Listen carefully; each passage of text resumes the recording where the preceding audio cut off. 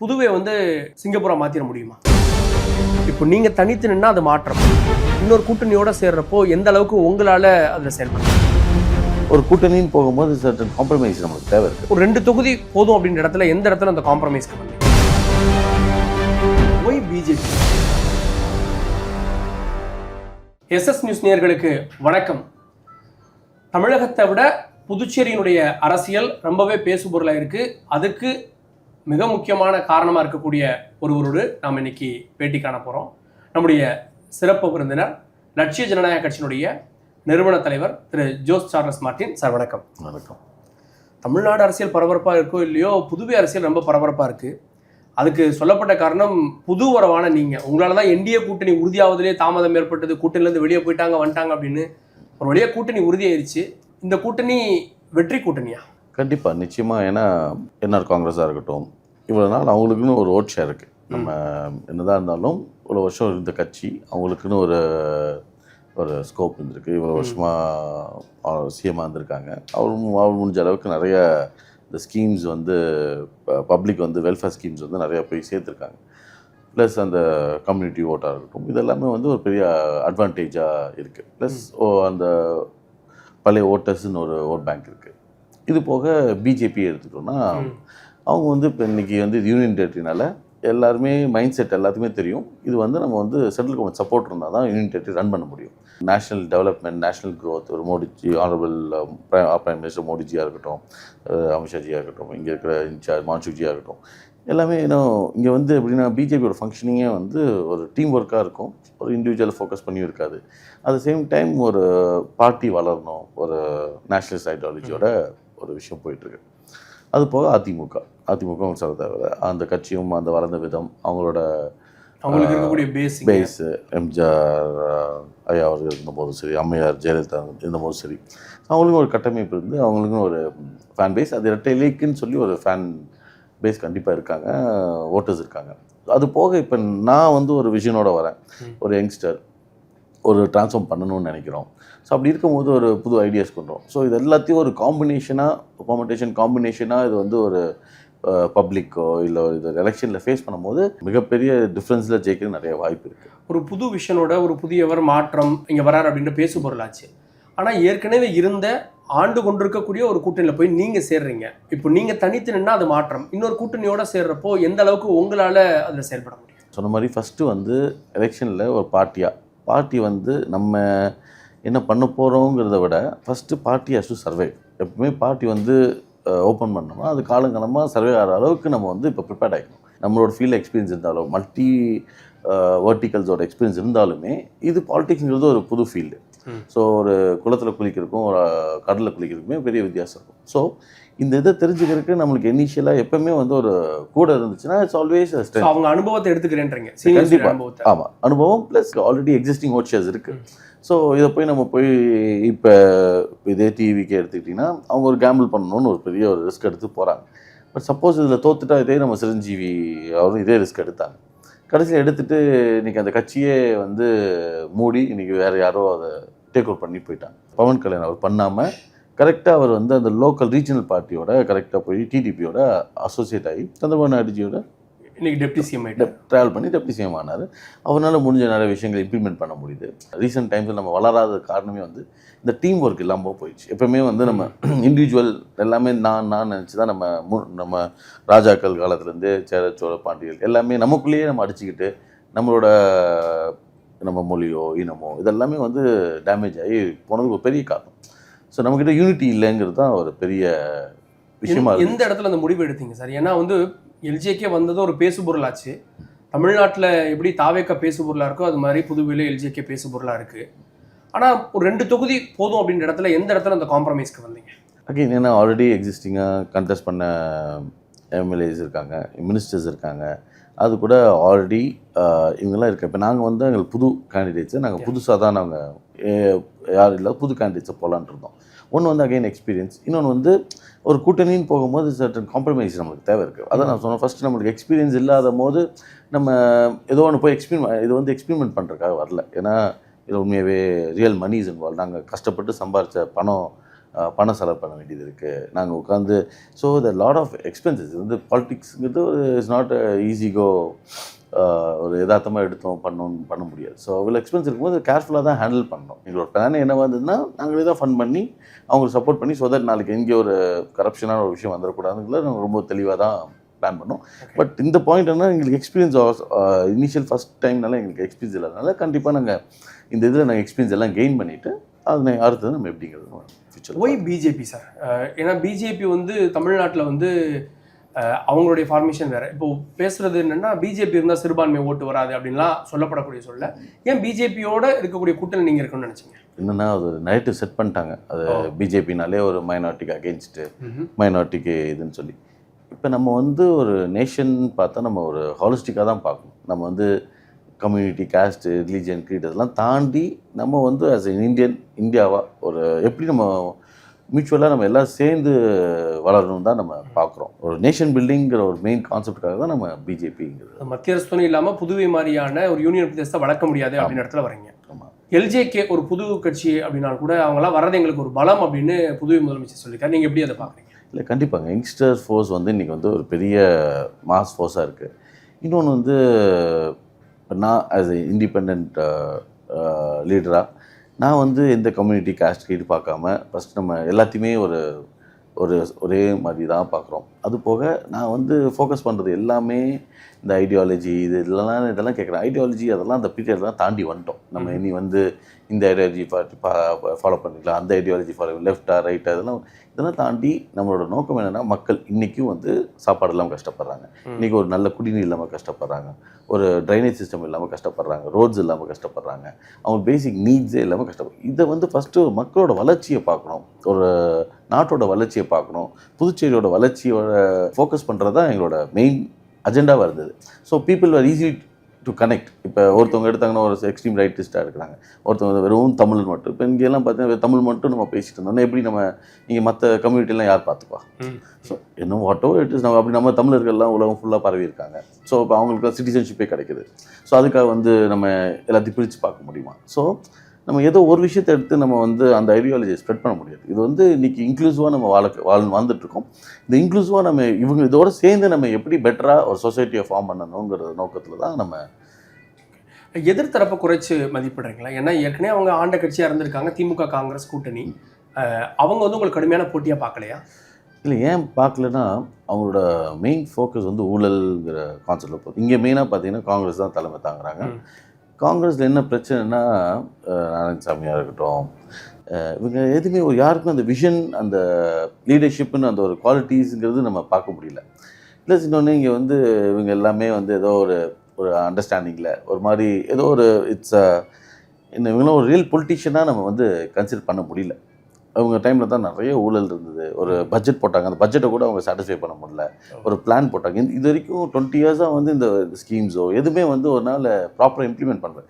இன்னொன்று காங்கிரஸும் is almost a dying party மாதிரி ஆயிடுச்சு. ஒரு லீடர்ஷிப் சரியில்லை, ஒரு கம்யூனிகேஷன் இல்லை, தப்பாக கமிட்மெண்ட் கொடுக்குறாங்க. அவங்க லீடர்ஷிப்புக்குள்ளேயே பிரச்சனை இருக்குது. இன்றைக்கி நாராயணசாமியா இல்லை விவி வைத்தியலிங்கம் அவங்களுக்குள்ளேயே இவங்க யார் தலைமை தாங்க, இவங்களுக்குள்ளேயே ஒரு பெரிய உள் சண்டை போயிட்டுருக்கு. அதுக்கப்புறம் கூட்டணிக்குள்ளே திமுகவும் இவங்களும் நான் பெரிய ஆளா நீ பெரிய ஆளா, இவங்க இதுக்குள்ளேயே இந்த சண்டைக்குள்ளேயே போயிட்டு இவங்க மாட்டிக்கிறாங்களே தவிர வளர்ச்சியோ அடுத்த டெவலப்மெண்ட் அவங்களுக்குன்னு ஒரு க்ரோத் ஆஸ்பெக்டை பார்க்க மாட்டுறாங்க. அவங்க இப்போ திமுக எடுத்துக்கிட்டாங்க, குடும்பம், அவங்க குடும்பம் மட்டும் எப்படி வளரணும் தான் அவங்க ஃபோக்கஸ் பண்ணுறாங்களே தவிர ஒரு எப்படி ஒரு நேஷன் பில்டிங், எப்படி ஒரு ஸ்டேட் பில்ட் ஆகணும் அப்படிங்கிறத ஃபோக்கஸை தாண்டி அது மோர் ஆஃப் பர்சனல். அப்படி பார்த்து இது வரைக்கும் ஒன்றுமே பண்ணலையான்னு சொல்லலாம். பட் இது பண்ணலாம். பட் அப்படி பார்த்தா நம்ம வெறும் ஐஏஎஸ் ஐபிஎஸ் வச்சு நம்ம கவர்னர் வச்சு நம்ம ரன் பண்ணிக்கலாம். பட் இதெல்லாம் பெனிஃபிஷியரி யாருக்கு போய் சேருதுன்னா ஒரு ப்ராஜெக்ட் பண்ணும்போது ரியல் எஸ்டேட்லேருந்து எல்லாமே ஒரு இண்டஸ்ட்ரி வருதுன்னா அதை வளர விடாமல் பண்ணுறது, அதை பண்ணால் ஒரு பேக் டோர் என்ட்ரியாக பண்ணுறாங்க. எல்லா கிக் பேக்ஸ் எல்லாமே இவங்களுக்கு தெரிஞ்ச பினாமி கம்பெனியாக இவங்களுக்குள்ளேயே இந்த மாதிரியே பண்ணும்போது ஒரு நேஷனாக ஒரு ஹாலிஸ்டிக்காக க்ரோ ஆக மாட்டேது. இதே தான் ப்ராப்ளம் காங்கிரஸ்லேயும் இதே தான். என்னென்னா ஃபேமிலிஸ் வந்து இதே அவங்க குடும்பத்துக்குள்ளேயே தான் கட்சியை வச்சுக்கணும்னு நினைக்கிறேன். இது வந்து இதெல்லாம் மன்னராட்சியெலாம் தாண்டி இன்றைக்கி வந்து ஒரு டெமோக்ராட்டிக் கண்ட்ரியில் இருக்கும். இனிமேலாம் அந்த என்னமோ இந்த ஃபேமிலி தான் ஆளணும், அந்த ஃபேமிலி தான் ஆளணுங்கிறத போய் எனி காமன் மேன். இப்போ நான் பிஸ்னஸ் இருந்தேன், ஒரு பிஸ்னஸ் விட்டு வரேன். இப்போ என் கட்சியில் பார்த்தீங்கன்னா லாயர்ஸ் வந்தாங்க, டாக்டர்ஸ் வந்தாங்க. இந்த மாதிரி எல்லா ஆஸ்பெக்ட் ஆஃப் லைஃப்லேருந்து பீப்புள் வந்தால் தான் ஒரு க்ரோத் வந்து ஒரு யூனிக்காக இருக்கும். இங்கே பேசுகிற இன்னொரு பேசுபொருள் என்ன அப்படின்னா திரு ஜோஸ் சார்லஸ் மார்ட்டின் வந்து ஜெயிச்சாருன்னா அமைச்சர் ஆயிடுவார் அப்படின்னு ஒரு டாக் இருக்குது. அதை எப்படி பார்க்குறீங்க? கிடைச்சா நல்லது. ஏன்னா நம்ம வரதே வந்து பிகாஸ் நம்மளோட ஸ்ட்ரென்த் என்னென்னா அட்மினிஸ்ட்ரேஷனில் நம்ம ஒர்க் பண்ணியிருக்கோம். நம்ம பிஸ்னஸ் இண்டஸ்ட்ரீஸ்லாம் பார்த்துருக்கோம். மோர் தென் 10 வெர்டிகல்ஸை பார்த்துருக்கோம். Education, hospitality, travels, distribution, food சப்ளைஸ்லேருந்து எனர்ஜி. ஸோ மல்டிவர்ஸ் ஆஃப் பிஸ்னஸ்லேருந்து நம்ம வந்துட்டுருக்கோம். ஸோ இதோட அட்மினிஸ்ட்ரேஷன் வந்து ரொம்ப ஈஸியாக இருக்கும். ஸோ எங்களோட குரூப் கீழே பார்த்தீங்கன்னா almost 13 lakh to 15 lakh people வந்து இந்த செயினில் நம்பியிருக்காங்க, டிபெண்ட் பண்ணியிருக்காங்க. அப்புறம் இது எல்லாமே வந்து ஒரு சிஸ்டம் ஆல்ரெடி நம்ம இந்த பேக்ரவுண்ட்லேருந்து வரனால it is much more easy to handle things. இப்போது எதிர்கட்சிகள் நீங்கள் வந்தப்போ வச்ச விமர்சனம் வந்து இவர் கோயம்புத்தூர் இருக்காரு, இவர் வெளியூர் போயிடுவார் அப்படின்னு. இப்போ நீங்கள் களத்துக்கெல்லாம் போகிறீங்க, அதை உடச்சிருக்கீங்களா மக்கள் மத்தியில் நீங்கள் போய்? இல்லைங்க, மக்களுக்கு என்ன எதிர்பார்க்குறாங்கன்னா அவங்க எங்கேருந்து வந்தாங்கங்கிறது இல்லை. ஏன்னா இங்கே புதுச்சேரியிலே இருக்காங்கன்னா இது புதுச்சேரியோட ஹிஸ்ட்ரி எடுத்திங்கன்னா எல்லாருமே ஒரு டைமில் வந்து எல்லாருந்து தான் வந்திருக்காங்க. இப்போ பார்த்தா ஐபிஎஸ் ஆஃபீஸராக இருக்கட்டும், இப்போ கவர்னராக இருக்கட்டும், அதுக்காக யாரும் வரணும் வரக்கூடாதுன்னு சொல்லணும். மக்கள் என்ன எதிர்பார்க்குறாங்க, எனக்கு என்ன வளர்ச்சி, என்னோட டெவலப்மெண்ட் என்ன, எப்படி என்னோட பேசிக் நீட்ஸ் எப்படி சாட்டிஸ்ஃபை ஆகும். அவங்க பெரிய எக்ஸ்பெக்டேஷன், அவங்க வந்து வாழ்க்கையை ட்ரான்ஸ்ஃபார்ம் ஆகணும், கவர்மெண்ட்லேருந்து ஃப்ரீயாக ஆகணுங்கிறது. நான் இப்போ கேம்பெயின்லாம் பண்ணும்போது மக்கள் கேட்குறது சிம்பிள், எங்களுக்கு வந்து ட்ரைனேஜ். உங்களை ஏற்றுக்கிட்டாங்க, அவங்க வீட்டுக்கு போகிறப்போ உங்களை எப்படி பார்க்குறாங்க, ரிசீவ் பண்ணுறாங்க? ஆமாம், அவங்க ஃபஸ்ட்டு என்ன நினைக்கிறாங்கன்னா, ஃபஸ்ட்டு நம்ம இங்கே சம்பாதிக்க வரல. ஸோ அந்த ஒரு விஷயத்தில் அவங்க டேரெக்டாக கனெக்ட் ஆகிடுறாங்க. அவங்க என்ன நினைக்கிறாங்க, இங்கே வந்தால் நம்ம வந்து சம்பாதிக்கிறக்கோ இந்த காசு அடிக்கிறதுக்கு வரல. ஸோ இவர் வந்து கண்டிப்பாக மக்களுக்கு நல்லது போகணும். ஏன்னா நாங்கள் எங்கள் ஓன் ஃபண்ட்ஸ் தான் நாங்கள் செலவு பண்ணிகிட்ருக்கோம். ஆல்மோஸ்ட் இப்போ நம்ம மோர் தென் 50 crores வரைக்கும் நாங்கள் ஒஃபிஷியலாக இங்கே உட்காந்து அக்கௌண்ட் எல்லாம் பண்ணியே நம்ம எல்லா அக்கௌண்ட்ஸே வச்சுருக்கோம். அந்தளவுக்கு செலவு again you're doing back to the community. இப்போ நம்ம ஆல்ரெடி சிஎஸ்ஆரும் இவ்வளோலாம் பண்ணதுனால நமக்கு என்னென்ன இஷ்யூஸ் இருக்குன்னு தெரிஞ்சு இப்போ நாங்கள் டேரெக்டாக அந்தந்த இஷ்யூஸ் அட்ரஸ் பண்ணி, இப்போ ஃபார் எக்ஸாம்பிள் அப்படி பார்த்தா இந்த ரிப்போர்ட் சிபிஜின்னு ஒரு ஆர்கிடெக்ட் ஃபார்ம். ஸோ அவங்க தான் வந்து சிங்கப்பூரையே இவங்க தான் டிசைன் பண்ணவங்க. It's an 100-year-old company. So before இண்டிபெண்டன்ஸே இந்த கம்பெனி எக்ஸிஸ்டிங்காக இருந்திருக்கு. ஸோ இவங்களுக்கு மட்டுமே 2.5 crores செலவாச்சு இந்த பிளானிங் மட்டும். ஸோ அவங்க வந்தாங்க, 3 months டைம் எடுத்தாங்க, ஃபுல்லாக ஸ்டடி பண்ணாங்க, ட்ராவல் பண்ணாங்க. இங்கே இருக்கிற ட்ரைனேஜ் சிஸ்டம் எப்படி இருக்குது, இங்கே இருக்கிற வாட்டர் சிஸ்டம் எப்படி இருக்குது, இங்கே ஃப்ளட் வந்தால் எப்படி தண்ணிலாம் போகுது, இங்கே இருக்கிற டிராஃபிக் மேனேஜ்மெண்ட் சிஸ்டம் எப்படி இருக்குது, இண்டஸ்ட்ரீஸ் பார்க்கிங் எங்கே இருக்குது, ஏர்போர்ட் எப்படி இருக்குது, கனெக்டிவிட்டி எப்படி இருக்குன்னு ஃபுல்லாக வந்து ஸ்டடி பண்ணிவிட்டு அதை வச்சு பேஸ் பண்ணி இந்த பாக்கெட்ஸ் ஐடென்டிஃபை பண்ணி எங்கெல்லாம், இப்போ ஃபார் எக்ஸாம்பிள் ஒரு நம்மகிட்ட நல்ல ஒரு ஹார்பர் இருக்குது, பட் ஆனால் இட்ஸ் அண்டர் யூட்டிலைஸ்ட். அர்க்கிமேடுங்கிற நெக்லஸ் அந்த ஸ்பாட்டில் வாரத்துக்கு ஒரு ஷிப்போ 1-2 தான் வருது. ஸோ இதெல்லாம் இன்னும் நம்ம ட்ரெச் பண்ணி இன்னும் நல்லா அந்த வாட்டர்வேஸ் ஈஸியாக பண்ணி கனெக்ட் பண்ணுறோன்னா இது ஒரு பெரிய எக்கானமியாக இருக்கும். இப்போ ஹார்பர் வந்து ஃபுல்லி ஃபங்க்ஷனிங் ஆயிடுச்சுன்னா இங்கே இருக்க எம்ப்ளாய்மெண்ட், இங்கே இருக்க பக்கத்தில் இருக்கிறவங்களுக்குலாம் பெரிய எம்ப்ளாய்மெண்ட் கிடச்சிடும். ஸோ இப்போ சென்ட்ரல் கவர்மெண்ட்லாம் மேலே இங்கே டெல்லியில் பீச் பாஜக இருக்கும்போது இது ரொம்ப ஈஸியாக நம்ம இந்த ப்ராஜெக்ட்லாம் கொண்டு வரலாம். இது இந்த டிசைனை பார்க்குறப்போ உள்ளே இருக்கக்கூடியதெல்லாம் பார்க்குறப்போ நீர்வழி போக்குவரத்து, அது சார்ந்தே டூரிசம், பொழுதுபோக்கு பூங்காக்கள் இப்படிலாம் சொல்கிறீங்க. இது ஒரு கனவு மாதிரி இருக்குது, எப்படி பாசிபிள்னா கேட்குறேன். என்னோட மென்டார், என்னோட விஷனரி லீடர் பார்த்தீங்கன்னா லீ குவான் யூ. அவர் தான் president of prime minister of Singapore. So அவர் ஒரு விஷன் வச்சுருந்தார். அவர் வந்து ஒரு ஸ்லம்மாக இருந்தது. சிங்கப்பூர் வந்து மலேசியாவிலேருந்து ஒதுக்கப்பட்டுச்சு. வி கேனாட், இவங்களுக்கு தேவையில்லாத அனாவசியமாக செலவு பண்ணிகிட்ருக்கோம், இவங்களுக்கு வந்து நமக்கு லைபிலிட்டின்னு சொல்லி வேணாம், இன்னும் ஒதுக்கப்பட்டது தான் இன்றைக்கி ஸ்லம்மாக ஒதுக்கப்பட்டது சிங்கப்பூர். அவருக்கு இருந்த விஷனில் தான் இன்றைக்கி வந்து சிங்கப்பூர் வந்து இன்றைக்கி உலகத்துக்கு ஒரு பெரிய மாடலாக, ஒரு எக்ஸாம்பிளாக இருக்கார். ஸோ அந்த மாதிரி நம்ம ஒரு குயிக் பீரியட் ஆஃப் டைமில் நம்ம வந்து ஈஸியாக பண்ணிட முடியும். இப்போ நான் துபாயிலையும் படிச்சுட்டு போதெல்லாம் வித்தின் 20 years, ஜஸ்ட் 20-25 years தான் அதோட பாஸ்ட்டே. அதுக்கு முன்னாடி ஒட்டகம் வச்சுருக்காங்க. இந்த ஷேக் ஜாயத் ரோட்டில் வந்து பழைய ஃபோட்டோஸ் மியூசியம் போனோம்னா ஒட்டகத்தை பிடிச்சிட்டு ஒட்டகம் வச்சுட்டு இருக்காங்க ஷேக் ஜாயத் ரோட்டில். இன்றைக்கி வந்து பார்த்திங்கன்னா இதோட டிரான்ஸ்ஃபார்மேஷனே எங்கேயோ போயிடுச்சு. ஒரு சமீபத்திய ஒப்பீடு, கூவத்தை வந்து நாங்கள் சீரமைச்சு அதில் வந்து படகுட போகிறோம் அப்படின்னு கவர்மெண்ட் சொல்லிட்டு இருக்கு. அது பல வருடமாக சொல்லிட்டு இருக்கு, ஆனாலும் முடியலை. புதுவை வந்து சிங்கப்பூரை மாற்றிட முடியுமா? என் கூவம் என்ன ப்ராப்ளம் அவங்க ஏன் பண்ண முடியலன்னா, நானே அதில் டைரெக்டாக கவர்மெண்ட்டுக்கு சில ப்ரொபோசலாம் கொடுத்தேன். இது என்ன problem, corruption is very high. அவங்க வந்து இதில் எப்படி எனக்கு என்ன கிடைக்கும், ரொம்ப இந்த வாட்டர் மேனேஜ்மெண்ட் ரொம்ப எஃபிஷியண்ட்டான சிஸ்டம்ஸ்லாம் ஆல்ரெடி இருக்குது. பட் ஆனால் இவங்களுக்கு வந்து அதை பெரிய ப்ராஜெக்டாக 1000 crores மேலே ப்ராஜெக்ட் பெருசாக்கி அதில் 20% எப்படி அடிக்கணுங்கிறதெல்லாம் நோக்கத்தில் பண்ணுறதுனால இந்த ப்ராஜெக்ட் ஸ்டார்ட் ஆகாமல் இருக்குது. அது ஆக்சுவலாக வெரி சிம்பிள் ப்ராஜெக்ட். இது வந்து ரொம்ப காம்ப்ளிகேட்டட். இப்போ நாங்களே வந்து ராம்நாத் டிஸ்ட்ரிக்டில் தூர்வாருக்கு நிமல் ராகவன் வச்சு நாங்கள் பிளான் பண்ணோம். அதுக்கு வந்து ஆல்மோஸ்ட் 2 years டைம் ஆச்சு. அதோட மெயின் என்ன இஷ்யூனா, இந்த மாதிரி ஒரு ப்ராஜெக்ட் பண்ணணும்னு சொல்லி ஆல்ரெடி 5 கோடி செலவு பண்ணிட்டோன்னு கணக்கு எழுதிட்டாங்க. செலவு பண்ணாமல் கணக்கு எழுதிட்டாங்க. ஸோ இப்போ திரும்பி அதே ப்ராஜெக்ட் போய் நம்ம எப்படி பண்ண முடியும்னு அவங்களால அந்த டிபார்ட்மெண்ட்னால கன்ஃபியூஸ் ஆகிறாங்க.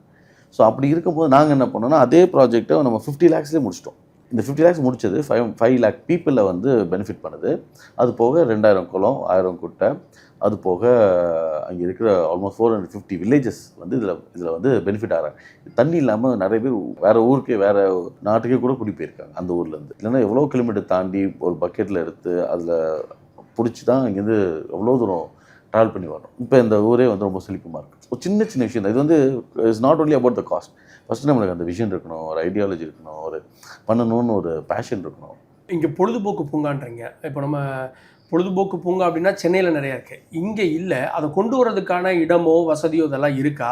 உங்கள் பிளான் என்ன சொல்லுது? ஆமாம், இப்போ பொழுதுபோக்கு பூங்கான்னு பார்த்தீங்கன்னா இப்போ ஆல்ரெடி பொட்டானிக்கல் கார்டன் இருக்குது. பட் என்னென்னா அந்த ஸ்டாண்டர்ட்ஸ் இல்லை. இதெல்லாம் வந்து அந்த ஃப்ரெஞ்ச் டைமில் வந்து அவங்க வந்து பிளான் பண்ணும்போது, இப்போ நான் கூட ஃப்ரான்ஸ் போய்ட்டு வந்தேன், எல்லா ஊர்லேயுமே அது ஒரு நல்ல ஒரு 200 ஃபீட் ரோடு இருக்கும். ஒரு அங்கே வந்து மாஸ்டர் பெரிய ஒரு கார்டன்ஸ் இருக்கும். அதெல்லாம் வந்து part of their culture.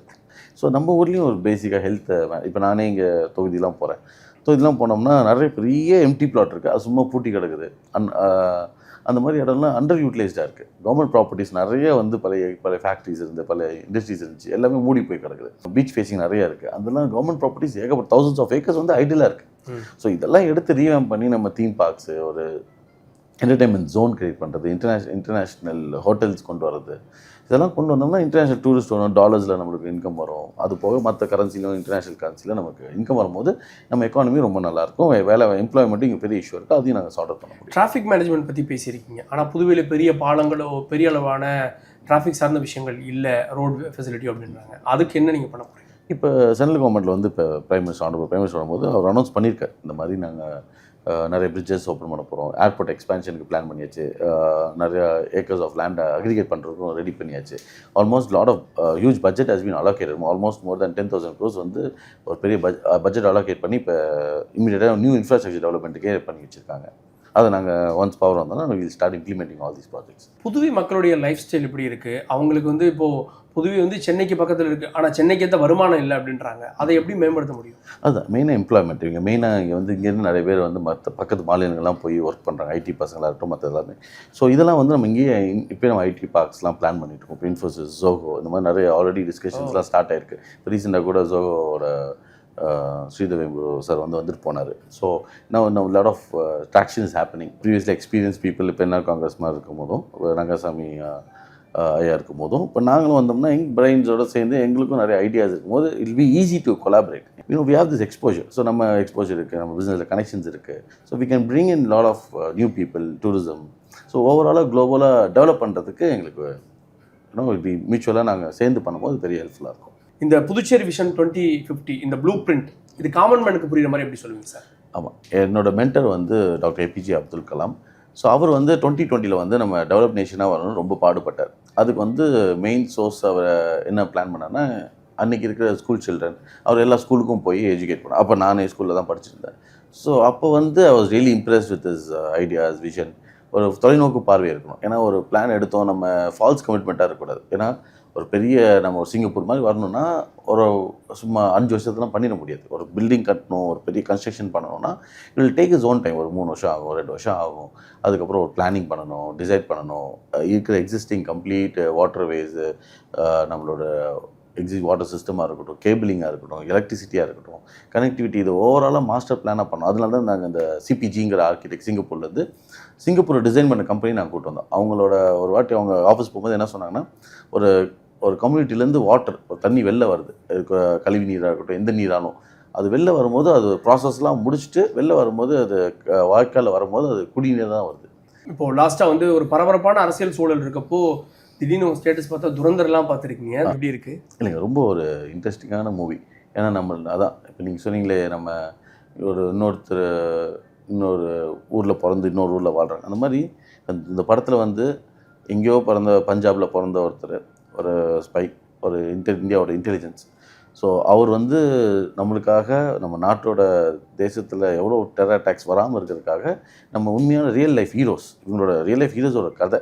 So உண்மையாக ஒருத்தர்லாம் வந்து கடைசியில் ஒரு மேஜர் லெவலுக்கு ப்ரொமோட் ஆகி பாகிஸ்தான் ஆர்மியில் இருந்திருக்காங்க. ஸோ இவ்வளோ இன்டெலிஜென்ஸ் வந்து நம்மளுக்காக சாக்ரிஃபைஸ் பண்ணுறதுக்கு அன்றைக்கி அவங்க பண்ணுற ஒரு பெனிஃபிட் வந்து அது எந்த ஜாதியோ மதமோ இனமோ எதுவுமே பார்க்காம நம்மளை வந்து எவ்வளோ அட்டாக்ஸ்லேருந்து எவ்வளோ இதில் தான் காப்பாற்றிருக்காங்க. வெளியே தெரியாத ஹீரோஸ். ஆமாம், வெளில தெரியாது. அந்த அவங்கள மாதிரி ஒரு ஐடென்டிட்டி இருக்குன்னே வெளில தெரியாது. இந்த மாதிரி எக்ஸிஸ்ட் ஆகும். பட் ஆனால் அவங்கலாம் நம்மளுக்காக எங்கேயோ ஒரு மூலையில் நம்மளுக்காக இவ்வளோ பாடுபட்டு, பட் அட் சேம் டைம் இதெல்லாம் வந்து வெளியில் வரணும். மெயின் இந்த பர்பஸ் என்ன சொல்ல வந்தாங்கன்னா, நிறைய பேர் வந்து இந்த டிமானிட்டைசேஷனே வந்து ரொம்ப ஏதோ ஒரு ஃபெயிலியர் மாடல், சும்மா என்ன பண்ணிட்டாங்க, இதனால எவ்வளோ வந்துச்சு, என்ன காசு வந்துச்சு. ஆக்சுவலாக வந்து தாவூத் இப்ராஹிம்ங்கிற ஒரு டெரரிஸ்ட் வந்து இதை வந்து ஆல்மோஸ்ட் 60,000 crores பக்கம், 70,000 1 lakh crore பக்கம் நம்ம நாட்டுக்குள்ளே கொண்டு வரதுக்கு இவங்க ஃபேக் மணியை நம்ம நாட்டு கரன்சி பிரிண்ட் பண்ணி நேபாள் பார்டர் மூலிமாவும் நிறைய நம்ம இந்த பார்டர் மூலிமாலாம் உள்ளே கொண்டு வரதுக்கு பிளான் பண்ண ஒரு பெரிய ஸ்ட்ராட்டஜி. அதில் தான் பார்த்திங்கன்னா யூபியில் வந்து ஒரு ஒரு என்கவுண்டர் நடந்து ஒரு ப்ரெஸ்ஸில் பேசும்போது ஏதோ ஒரு ஆத்திக் அகமது அவர் வந்து கேமராமேனே சுட்டு கொண்டிருப்பாங்க. ஸோ இந்த மாதிரி பர்சன்ஸ்லாம் நம்ம இருக்கிற இன்றைக்கி ஜுடிஷியல் சிஸ்டமாக இருக்கட்டும், டிலேட் சிஸ்டம்ஸ். ஏன்னா இது ஜஸ்டிஸ் கிடைக்கிறதுக்கு முன்னாடியே வந்து justice delayed is justice denied சொன்ன மாதிரி இங்கே கிடைக்கிற ஜஸ்டிஸ்க்குலாம் அவன் அது காலமே அவன் நாமளாகவே நேச்சுரல் டெத்லேயே இறந்துடுறான். ஸோ அப்படி இருக்கும்போது சில இன்னும் இந்த மாதிரி டெரரிஸ்ட்டு இந்த மாதிரி ஆளுகளுக்கெல்லாம் இந்த மாதிரி கடுமையான தண்டனை கொடுக்கும் போது தான் இது நம்மளோட எக்கானமியே சேவ் பண்ணிச்சு. ஆல்மோஸ்ட் இவ்வளோ பெரிய எக்கானமி ஃபேக் கரன்சி உள்ளே வந்துச்சுன்னா இது எல்லாமே எதுக்குன்னா கிட்னாப்பிங், இந்த மாதிரி சைல்டு அப்யூஸ், ப்ராஸ்டியூஷன், இது மாதிரி சின்ன குழந்தைகளை வந்து கடத்தி வெளிநாட்டில் எங்கேயோ விற்கிறது. ஸோ இந்த மாதிரி விஷயத்துக்காக தான் இந்த பிளாக் மணி, பாம் அட்டாக்ஸ், அதை இதுக்காக தான் வந்து இந்த மணியே எல்லாமே யூஸ் ஆகிருக்கு. அது கொஞ்சம் புனைவு அப்படின்னு சொல்கிறாங்க. எப்படி அதை பார்க்குறீங்க? இல்லைங்க, இதெல்லாம் அதான் சொன்னேன். இப்போ நம்ம இன்டெலிஜென்ஸ்லாம் ராவும் பகலுமா உட்காந்து வேறு லெவலில் ஒர்க் பண்ணிகிட்ருக்காங்க. ஸோ இன்றைக்கி நம்ம உலகத்தை ஃபுல்லாக நடந்துகிட்ருக்கு. எப்படிலாம் வார் அட்டாக் பண்ணுறாங்க, எப்படிலாம் வந்து இன்டெரக்டாக வந்து மோர் தேன் டைரக்ட் அட்டாக் வந்து, ஏன்னா வெளில தெரிறது ஒன்றா இருக்கும், ஆக்சுவலாக உள்ளே நடக்குது டிப் ஆஃப் தி ஐஸ்பர்க். நமக்கு தெரிறது எல்லாமே tip of the iceberg. Common பீப்புளுக்கு வந்து இன்னொன்று இந்த ஆப்போசிஷன் செட் பண்ணுற நெரட்டிவ்ஸ் அப்படி அந்த டிப் நம்ம கீழே அந்த ஐஸ்பர்க் கீழே வந்து எவ்வளோ பெரிய இமயமலை அளவுக்கு பிரச்சனை இருக்குதுன்னு யாரும் தெரியாது. அஜித் தோவல் சார்லாம் நம்மளுக்குலாம் வந்து உண்மையாகவே அவர்லாம் வந்து ஒரு நேஷனுக்காக இவ்வளோ லைஃப் சாக்ரிஃபைஸ் பண்ணி அவரும் இன்டெலிஜென்ஸாக இருந்து, ஏன்னா அவர்லாம் இன்றைக்கும் ரிட்டைர்மெண்ட் ஆகிருக்கணும். ரிட்டைர்மெண்ட் ஆனதுக்கப்புறமும் இன்றைக்கும் நம்ம நாட்டுக்காக ராமபாலும் உழைச்சிட்டு இருக்காருன்னா இந்த மாதிரி ஒரு உண்மையாகவே ஹேட்ஸ் ஆஃப் டு அண்ட் இந்த மாதிரி ஒரு ரியல் லைஃப் இவங்கெல்லாம் வந்து பெரிய இன்ஸ்பிரேஷன். இந்த மாதிரிலாம் நாட்டுக்கு தியாகம் பண்ணும்போது, சேவ் பண்ணும்போது நம்மளே மாதிரி ஆட்களும் இதுக்கெல்லாம் சப்போர்ட் பண்ணணுங்கிறது தான். ஏன் பார்க்கணும் இந்த படத்தை? இது யாருக்கான படம்? நம்மளுக்காக அன்னோன் ஹீரோஸ், நம்மளுக்கு தெரியாத ஹீரோஸ் நம்மளுக்காக எவ்வளோ பாடுபடுறாங்கிறது நம்மளுக்கு காட்டி கொடுக்குது.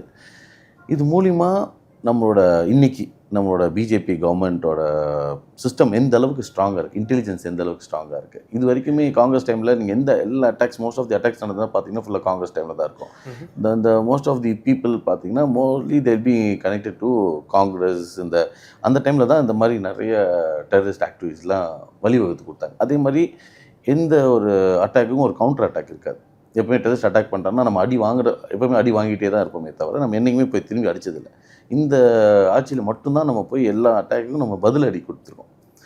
ரா மூலியமாக நம்ம இன்டெரக்டாகவும் அட்டாக் பண்ணிருக்கோம். நிறைய இப்போ ரீசெண்டாக பார்த்தீங்கன்னா அன்னோன் கன்மேன் ஷாட் இந்த டெரரிஸ்ட் அந்த டெரரிஸ்ட் என்றைக்கோ ஃப்ளைட் ஹைஜாக் பண்ண டெரரிஸ்ட்டை கூட இன்றைக்கி கொண்டிருக்காங்க. இதெல்லாம் தான் வந்து நம்மளோட லீடர்ஷிப் குவாலிட்டிஸை காட்டும். நம்ம ஒரு குளோபல் லீடராக within no matter of time with இதே மாதிரி ஸ்டைலில் நம்ம பிஜேபி சப்போர்ட்டில் இந்த கவர்மெண்ட்டு அவர் பிரைம் மினிஸ்டர் மூலிமா, இன்னொன்று பிஜேபி ஒரு கட்டமைப்பு, இது மூலிமா நம்ம ப்ராப்பராக ஃபங்க்ஷன் ஆச்சுன்னா கண்டிப்பாக will be the develop nation by 2050. நம்ம வில் பி தி பவர் ஹவுஸாக இருப்போம் உலகத்துக்கே. இறுதியான கேள்வி சார், இது ஒரு ப்ரொபகண்டா ஃபிலிம் அப்படின்னு சொல்கிறாங்க. இது ப்ரொபகண்டா ஃபிலிமா இல்லை பேட்ரியாட்டிசம் ஃபிலிமா? Patriotism film. இது சும்மா ப்ரொபகண்டா சொல்கிறதுலாம் அந்த மெயினாக அந்த காங்கிரஸ் தான் அந்த நெரட்டிவ் செட் பண்ணோம். சும்மா ராகுல் காந்தி ஏதோ ஒன்று வளரிட்டு இருப்பாப்ல, அவருக்கு என்ன பேசணும் அவருக்கே தெரியாது. இது மெயினாக அதே மாதிரி பார்த்தீங்கன்னா இந்த இன்டெலிஜென்ஸ் பீப்புள் எல்லாம் ஹிஸ்ட்ரி எடுத்து பார்த்தோம்னா நமக்கு வேலை செஞ்ச நிறைய இன்டெலிஜென்ஸ் ஸ்பைஸை வந்து இங்கேருந்து நிறைய காட்டி கொடுத்து அங்கே நம்ம இன்டெலிஜென்ஸ் ஆஃபீஸர் கொண்டு இருக்காங்க, இப்போ கரெக்டாக பிக் பண்ணி கொண்டிருக்காங்க. அதே மாதிரி இந்த துரேந்திரன் என்ன சொல்ல வராங்கன்னா, நம்ம கரன்சியோட பிரிண்ட் வந்து எப்படி ஏன் இவ்வளோ ஃபேக் கரன்சி ஈஸியாக கண்டுபிடிக்கலாம், ஏன் இதில் கண்டுபிடிக்க முடியலன்னா நம்மளோட சீலே வந்து இங்கேருந்து கொண்டு விற்றுருக்காங்க. இந்த பேட்ரியாட்டிசம் இல்லைங்கிற ஒரே காரணத்தில் அந்த கரப்ஷனால தான் சொந்த நாட்டை விற்கிறது வந்து அது சொல்கிற வார்த்தை இல்லை. அந்த மாதிரி தான். நன்றி சார், நிறைய கேள்விகளுக்கு விடை கொடுங்க. நன்றி. நன்றி, தேங்க்யூ.